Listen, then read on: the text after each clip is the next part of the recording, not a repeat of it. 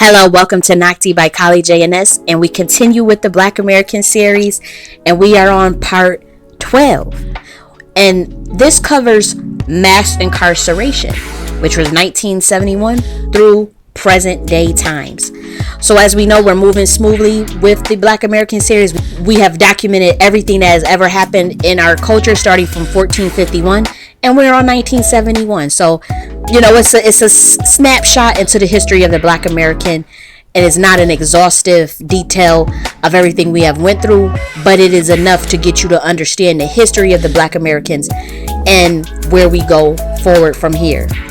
So let's start with mass incarceration. And remember those dates. Mass incarceration started around 1971, and it is currently still happening.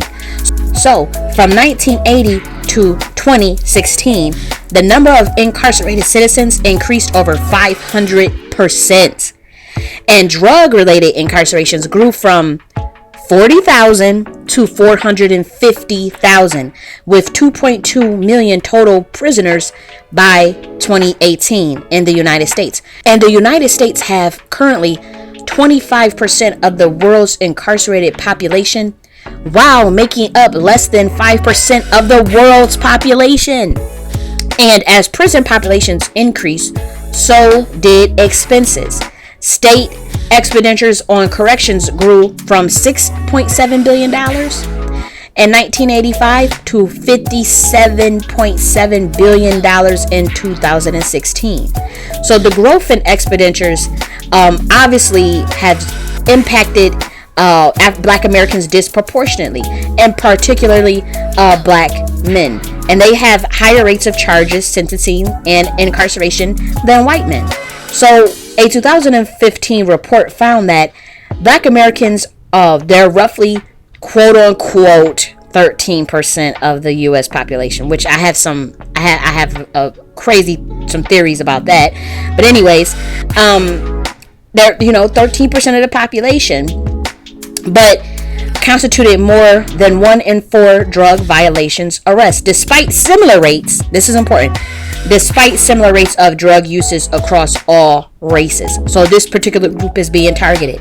So the racial discrepancy in conventions indicated that drug laws were enforced more readily against Black Americans than other groups of people, including whites. So by 2018, Black men represented more than 60% of the prison population. And Black men were 6 times more likely to be incarcerated than white men. Black Americans are more frequently stopped, searched, arrested, racial profile, and all those things, and convicted more than other groups of people, including many cases in which they were innocent. So this is the racial profiling that Black Americans have had to deal with. So mass incarceration has devastating consequences for Black Americans. You know, we talked about the differences in the drug law violations, and police denying, child custody, voting rights, employment, business loans, licensing, student aid, public housing, and other public assistance to people who get caught up in criminal convictions. Black Americans have always felt the reverberations of mass incarceration, and in 2010, 1 in 9 Black children had a incarcerated parent compared to 1 in 57 white children. So there is obviously, we just said that drug use amongst all Americans is the same, but Black people 6 times more likely to be stopped and actually charged with the drug offenses compared to other people. So my thing is, if you really want to be that tough on drugs, it should be a whole bunch of motherfuckers in prison of all colors, is all I'm saying. So private prisons, and then it's like Do people that do drugs, do they need to go to prison, or should you be taking their ass to rehab? You know what I mean? Like, that's an addiction. Like, they need serious resources to help them get off of that addiction, not just throw in jail. You're gonna throw a oppressed person in jail who most likely did the drugs out of extreme trauma, trying to escape trauma and pain, and not face their inner demons. So let's just throw them in jail. What? And that goes for all people, but black people, their one is compassionate to us. So that whole premise of you get caught with drugs, you go to jail, and you cannot vote, you cannot have a gun, you can't do nothing, you can't get no housing, you can't. That's, to me, is weird. But nowadays you see the white people doing the opioids. We have an opioid crisis in this country, and it's never on the news. And a lot of people do not know that. But these white people is dying of heroin more than anything else. And as you can see, there's no war on heroin, but they are setting up programs for these people to go to rehab. They say, we're going to stop that, going to jail shit. You just go to rehab. Duh. Why didn't they do that during the crack? But then again, we don't like to admit that we are technically prisoners of war, and that we are not, they don't see us as like Americans, and that's unfortunate, but it is what we are, Americans. But we have to just admit that we live in a racist society, so we can't expect them to handle us how they're going to handle their own people. So that is also a reality that we have to face. So now let's talk about private prisons, which became big in 1984 and is currently still that same way. So the Prison Industries Act in 1979 legalized the use of prison labor in the private sector, which created an additional revenue source for private prison operators. By the 1980s and 1990s, the U.S. government struggled to house the rapidly growing prison population, because the government will usually outsource some prison services such as food, Medicare, transport. Basically those things were given to private firms to facilitate. Also, a lot of universities, like, believe it or not, like some of the universities were involved in this stuff as well. So with the growing need for more capacity and pressure to reduce government spending, companies like the Corrections Corporation in America saw an opportunity to bid on government contracts to manage the entire prison operations. Corrections Corporation in America and several similar companies began benefiting from private inmate labor contracts, and they often paid prisoners well below minimum wage.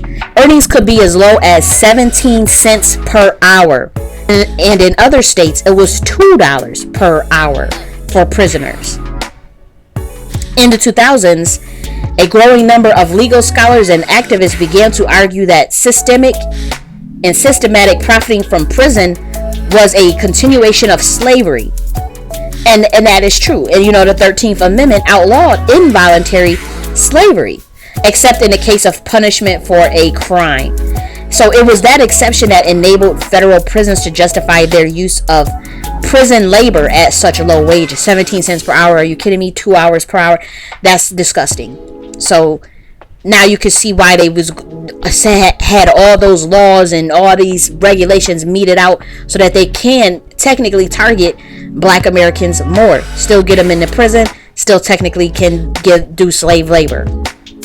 So that's ridiculous. So now we're going to talk about police brutality. So we know that police brutality actually started around the Black Codes era and the Reconstruction era following the Civil War. So police brutality is actually extremely old, but it's still going on today. So that's why I put it in this section of the timeline, because it's still in 2020 as well.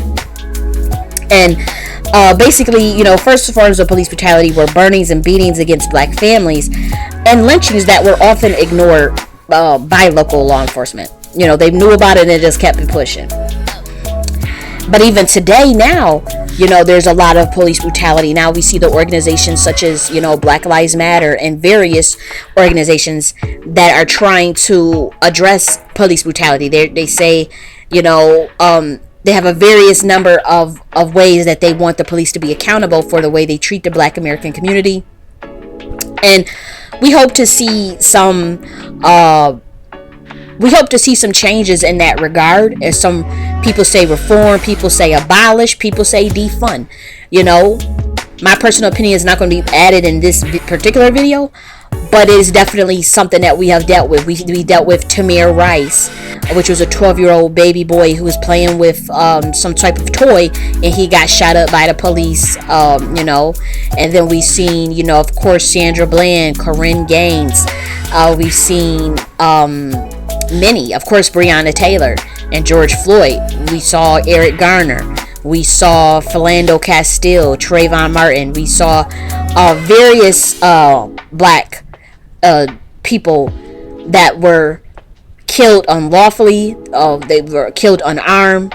It was even one that was shot in the back. I cannot remember his name. It was the one in North Carolina or South Carolina, I believe. But all of these things have led to tension between Black Americans and police, obviously, and that has been going on for hundreds of years, to be honest. And it's quite shameful to see the things that have went on in this country against, of course, we even saw that Rodney King stuff when he was beat, and we saw that video in 1992, which led to the Watts riots. So this is nothing new, and it's quite disturbing. But then it's like, to me, at this point, I see the setup in the game in which the Black Americans have been casted in a certain cast so that this system can just keep running. Because if that's the case, of the attempts to go back to Africa or to go to the Caribbean would not have literally been sabotaged by the government. So there's something going on there. So to me, it's like, I personally don't think it will ever stop. I don't personally think that there would be anything that Black Americans do to get it to stop, unless they I'm out there, people. How do I say this? I would think that there would need to be a mass exodus, just to be honest. Or I wouldn't know, because it's been going on for 500 years. So something that's embedded in the culture, that's ingrained within the actual spirit of policing, I just don't, because police was started by the first police was overseers to keep track of runaway slaves and to find runaway slaves. That's how the police started in America. So it keeps morphing into the war on drugs, racial profiling, stop and frisk. That's just more of the same demon, the same spirit behind it, and we don't want to address that as Black Americans or as white Americans, because for one, it's shameful, and then two, nothing has changed, and then three, it's like, as far as Black Americans, it's like we want in on something that was never for us, as far as the system and as far as America itself, which is sad, because we did build up this land and we did build up this country. We did. There's no way around it. We built it up. We fought in every war. We did everything. This is technically our land, because a lot of those Black Americans that they're saying come from Africa, there were already Black people over here. They were considered the Indians, that they were Negroid looking, and they got enslaved too. And they don't tell you that, but they enslaved the motherfuckers and killed the lighter ones off with smallpox. It just is what it is, and a lot of us are tricked, and a lot of us really do think we come from Africa, and a lot of us do, and even the ones that were over here do still have the same haplogroup as West Africa. So either way, it doesn't matter, you're still a descendant of Africa, whether you were here before or brought over on a slave ship and mixed in. So the thing is, that promise that should have been the birthrights of this land is Black Americans. That's a fact. But the birthright of the American system itself, I don't think it is our birthright, and that's something that you need to. If we want to talk about that more, we have to, because it is two different things. The birthright of American land, like the actual land of North America, yeah, as far as you saying, I'm staying here, this is my land, it is. It sure is. Even aspects of American culture is your birthright.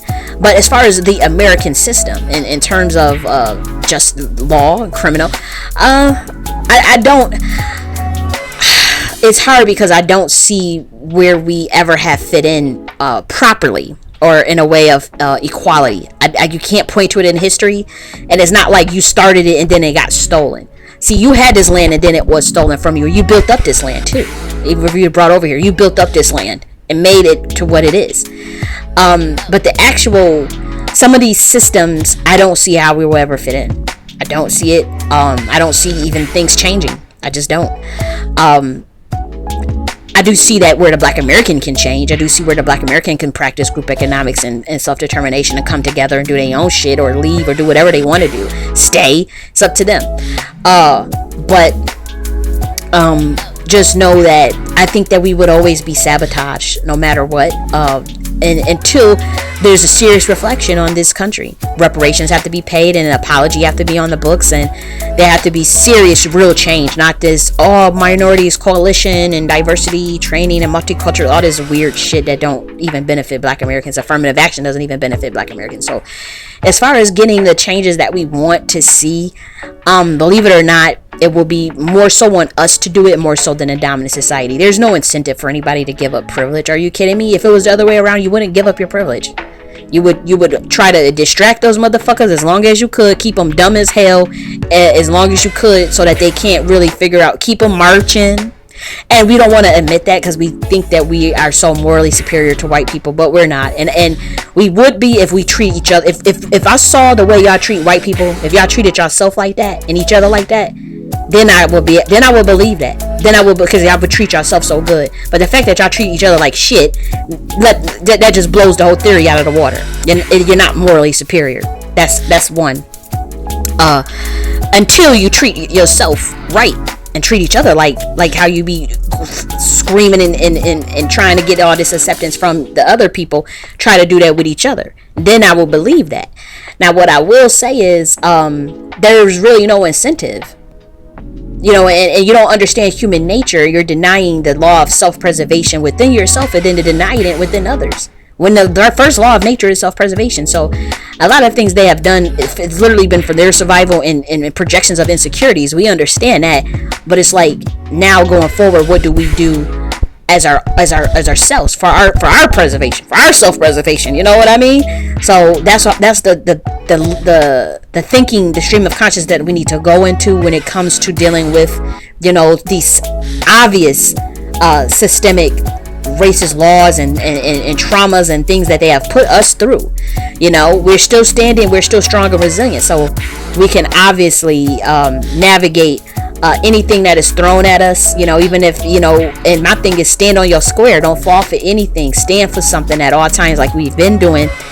But my thing is, even if it means death, even if it means, just keep standing strong on your beliefs. Don't let nobody try to steal your humanity and dignity from you, and definitely don't let nobody try to take your soul. So that's what I want to leave the Black American really knowing, is that it's all on you now, believe it or not. It's not going to be other people that help you, go march with you, give you nothing. It's going to be you, and it's your power, your consciousness that has to know that. And again, don't let the bastards grind you down. Like, really believe in yourself and develop that confidence. I know in this series I've showed you so much of the painful historic points in our culture. A lot of this stuff is painful. It is like, it's like we going through this series and it's like, damn, where's the positive shit that the Black American, we gonna get there. I got plenty of shit to show y'all that y'all can flex with, and beautiful parts of our history that's gonna make you laugh and gonna make you more happier, but going through our history, this is the shit we went through, man, and we are still standing. We are the most resilient, and we have the formula for the alchemical transformation for enlightenment, whether y'all want to believe it or not, because of the adversity and because of the tribulations of a group of people that have been dealing with the same shit for 400 years. We are the people that they talking about in that good book. Okay, so now this shit is done. Now a lot of those chains should be broken mentally, and that's where we're going into the new age. A new sun cycle, a new planetary alignment. So as we're going into that new cycle, just know that your biggest goal is to take those chains off the mind and to stop those self-imposed limitations. And that goes for the whole broader diaspora, but for the Black American, our concern is, how are you? What is your thinking going like? in 2021 and beyond. What are we going to do for ourselves? What can we do to help ourselves and free our mind? Because the mind is what's under attack now. Not so much, the slavery, the physical slavery. Now it's the mental slavery. And only we can get rid of that. So going forward, keep being resilient, keep being strong, and just know that we will get to more positive aspects of our history soon, and we'll enjoy that, have a good laugh, talk about more of our cultural aspects, and we'll just keep it pushing. Okay, so stay tuned for the Black American series. We're going to be we're going to cover some education and healthcare and wealth gap, and then we'll go into more of the fun stuff. So I'm going to talk to y'all later. Bye.